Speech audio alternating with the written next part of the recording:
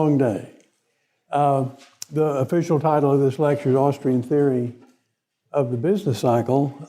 In my book, I generalize a little bit and call it capital-based macroeconomics. I think the Austrians have a full-fledged macroeconomic system. The best developed part of it, undoubtedly, is the Austrian theory of the business cycle, but my book contains fiscal policy and all sorts of other applications of capital-based macroeconomics.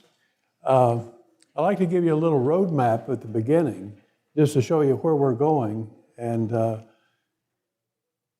put this theory in perspective. And one way to do it is showing you what I call the elements of capital-based macroeconomics. And it goes like this. Some of the elements are just off-the-shelf graphical devices that the Austrians can put in use in a way that the Keynesians can't and that the monetarists don't, okay? And first among them is this production possibilities frontier. I'm sure if you've taken Econ 101, you've seen a production possibilities frontier that shows you a trade-off between one thing and another. You can't get more of one thing without giving up some of the other. And you'll see that that's unique in certain respects to the Austrian theory.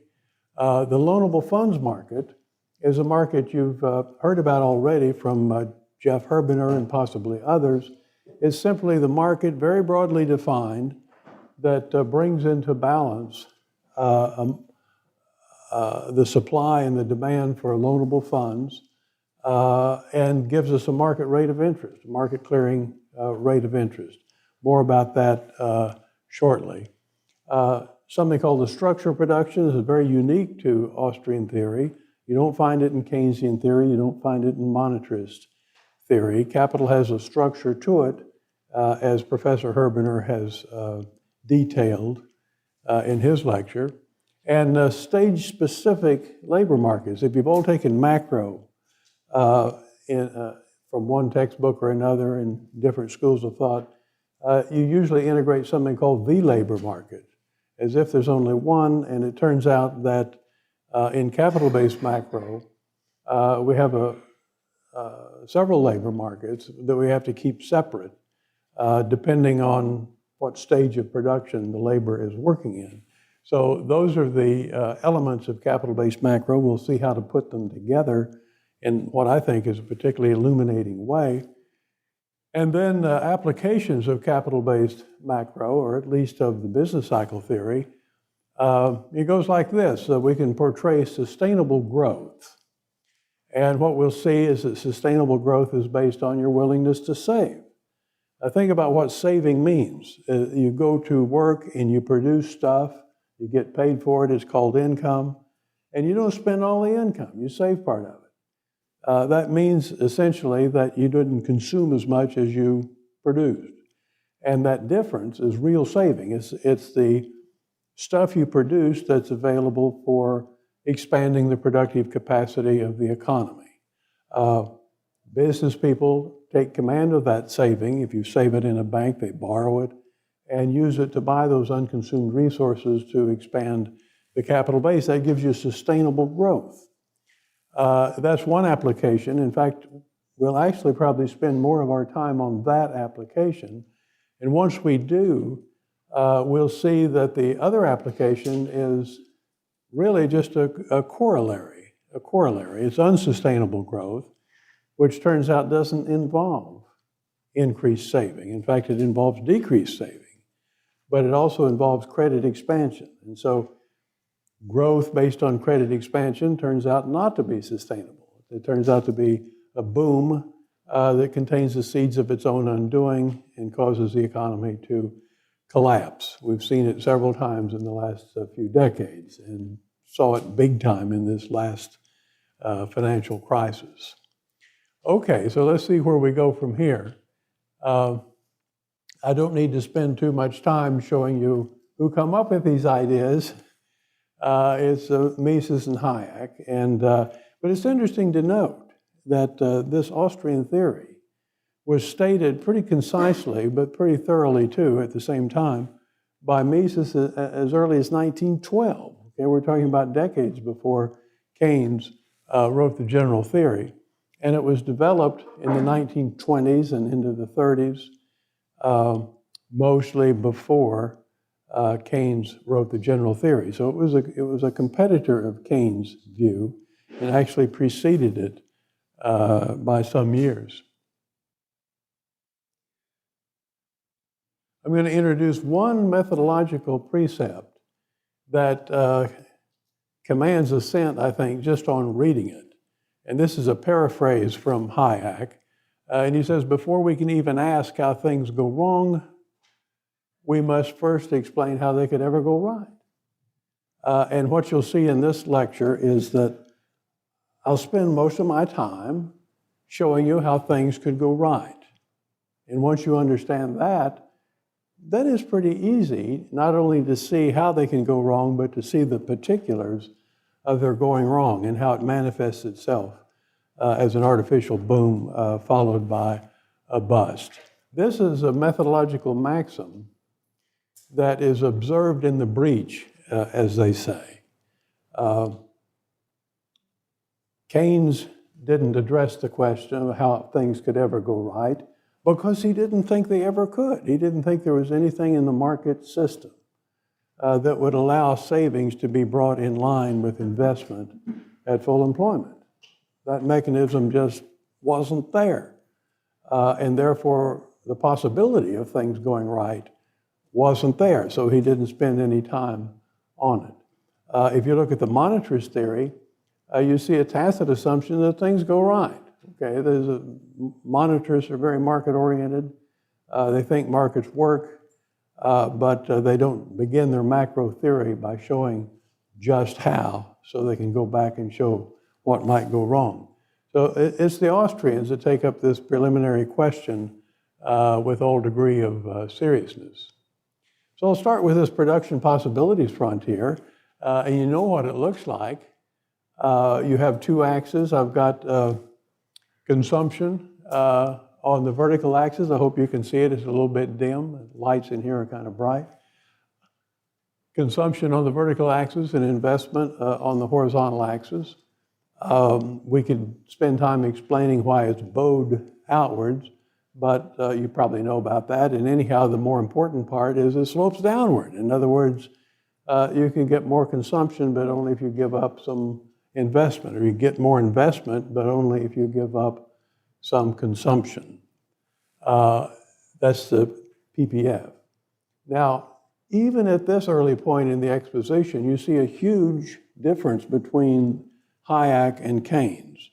How many have had a basic course where you learn Keynesian theory? You learn the Keynesian cross. Oh, I hate to see that. But what you remember about it is consumption and investment, rendered C and I, or C plus I. You add them together. You add them together. And the significance is that it's spending. And for Keynes, it doesn't really matter who spends what they spend on, just so you get plenty of it. Consumption spending plus investment spending. In the Austrian case, you look at the trade-off between using resources for consumption purposes and using resources for investment purposes. Okay. Now, it says under favorable conditions, that means markets are allowed to work, essentially. The economy will find itself at some point on the PPF. Now, this is macro. So the point on the PPF is a point of so-called full employment. And you all know from taking macro, the full employment doesn't mean 0% unemployment, does it? It means the natural rate of unemployment. That's Friedman's term, but it's a good one, which is to say 5 or 6% unemployment of people just looking for jobs, between jobs, just out of college or whatever. So it allows for some unemployment. A healthy economy has some amount of unemployment. And I stress this because I'll show you an exception, even at this early point, to the PPF, that the PPF essentially says you can't go outside of it. Well, it doesn't quite say that. You can't go outside of it on a sustainable basis.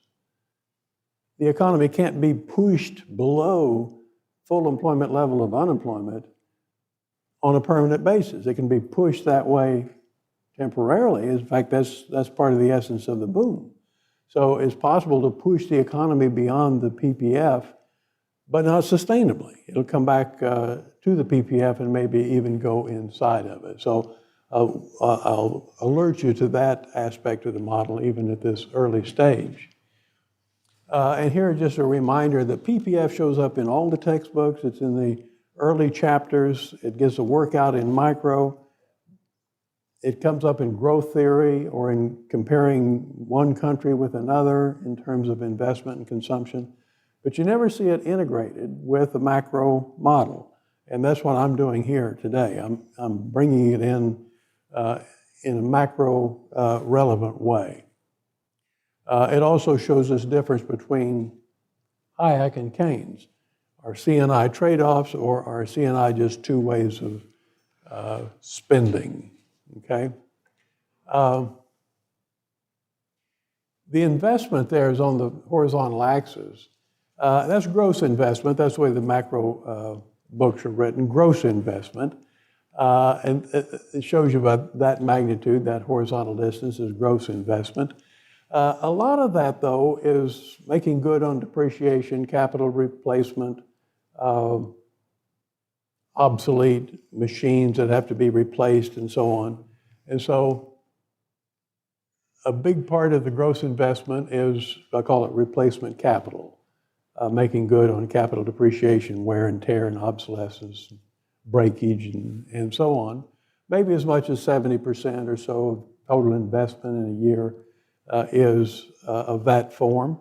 But typically, in a healthy economy, there's some investment above and beyond that, okay? And that's net investment, which of course is the difference. The net investment is a net addition to the capital structure in some way or another. It's an enhancement of the capital that allows for greater levels of production than we had before, which is to say that if you have positive net investment, the economy will be doing better next year. In other words, the trade-off will allow for both more consumption and more investment.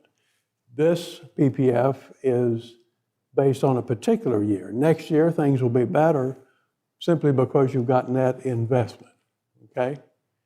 So that outward shifting of the PPF, that's sustainable growth. It's based on your saving, that represent resources that you created and didn't consume. They were taken command of by the investment community by borrowing your saving and put to use in expanding the capacity of the economy to produce, okay? So that's what we want to understand. It says, watch the economy grow. Okay, you can hear the economy grow, okay? The economy grows. This is the market at work. Okay, for you and for me. Okay, and it shows you about 4 steps, and at that level, we have a more prosperous economy.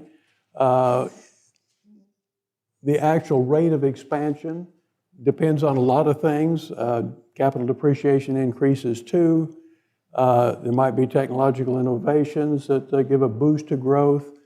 There may be other sorts of changes. It may be that people with higher incomes choose to save even more of their income and cause the economy to grow faster.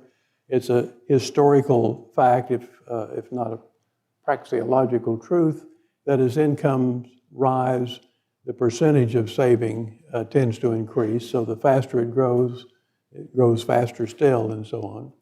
I've ignored those second-order effects. What that says there. Okay. Now, importantly, that's a word I probably should have underlined, a change in saving preferences, which provokes the movement along the PPF, affects the rate at which the PPF expands outward.